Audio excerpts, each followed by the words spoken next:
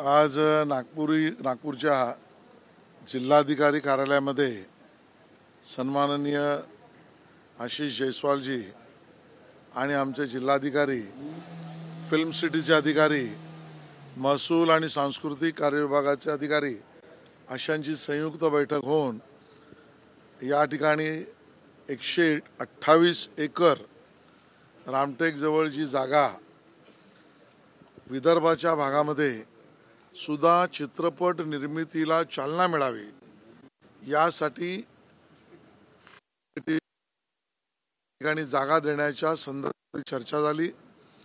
3 निर्णय त्यामध्ये महत्त्वाचे झाले। महसूल विभागाकडून जिल्हाधिकारी, सांस्कृतिक विभागाकडे जागा हस्तांतरित करण्याचा प्रस्ताव त्या ठिकाणी। दुसरं, आपल्याकडे शासन निर्णयानुसार G2G म्हणजे सरकार टू सरकार अशा जागांच्या ट्रान्सफरला आगाऊ त्या ठिकाणी पोझिशन सुद्धा घेता येतं आणि म्हणून अशा पद्धतीने आगाऊ पोझिशन घेऊन, ॲडव्हान्स पोझिशन घेऊन त्यावर तातडीने कशा पद्धतीने चित्रपट निर्मितीला चालना मिळेल आणि लोक इकडे येतील यासाठी एक कन्सल्टंट हा नियुक्त करण्याच्या बाबतीतला निर्णय झाला।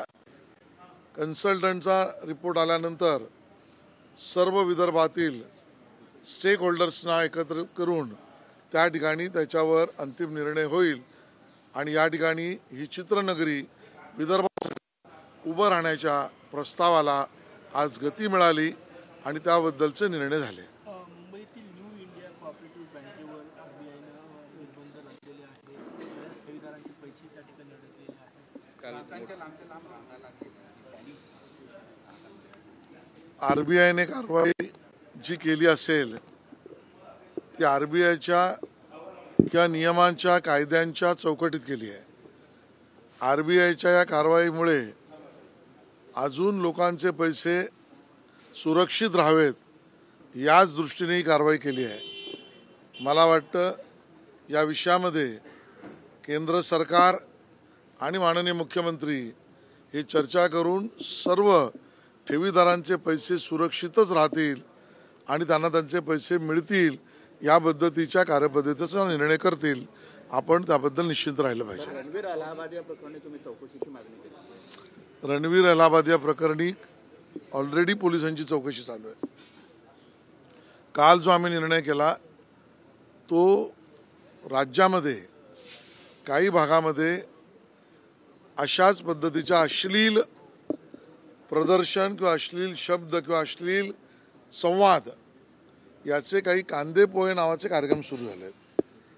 ते थिएटरमध्ये तिकीट लावून होत आहेत आणि त्यामुळे आपल्या नाट्यगृहामध्ये तिकीट लावून कांदे पोहे सारख्या अशा अश्लील पद्धतीचे कार्यक्रम होत असतील आणि त्याला रंगभूमी मंडळाची परवानगी नसेल तर त्याच्यावर तातडीने कारवाई करा असे आदेश मी दिले। मला याची पूर्ण माहिती घेऊन सांगायला लागेल।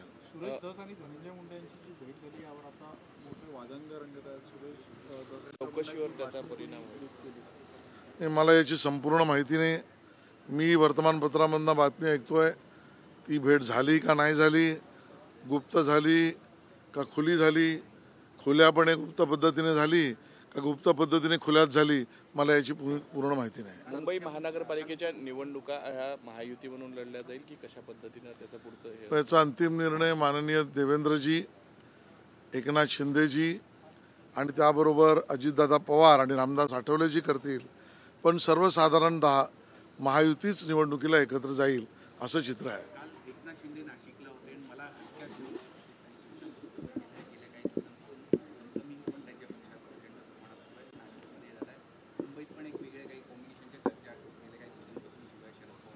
मला वाटतं या चर्चांना काही अर्थ नाही आहे।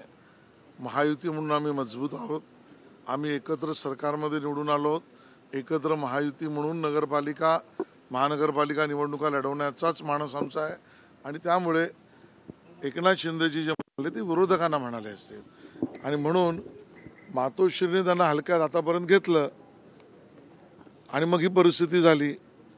अजूनही हलक्यात घेऊ नका, हा मातोश्रीकडे इशारा त्यांचा असावा. भाजप एकट्याने लढेल अशी चाचपणी काही सुरू आहे, अशा पण चर्चा आहे. अशी कुठलीही चर्चा नाही, अशी कुठली चाचपणी नाही. सर, रणवीर अलाहाबाद प्रकरण में आपने जांच की मांग की, हिंदी में भैया हमने नहीं किया उसमें जांच, हमने किया है मांग.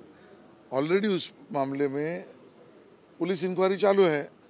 हमने मुंबई में और राज्य में कभी मराठी थिएटर्स में कांदे पोहे नाम के इस प्रकार से अनसेंसर्ड पद्धति के प्रोग्राम हो रहे, उसके ऊपर इंक्वायरी की मांग की.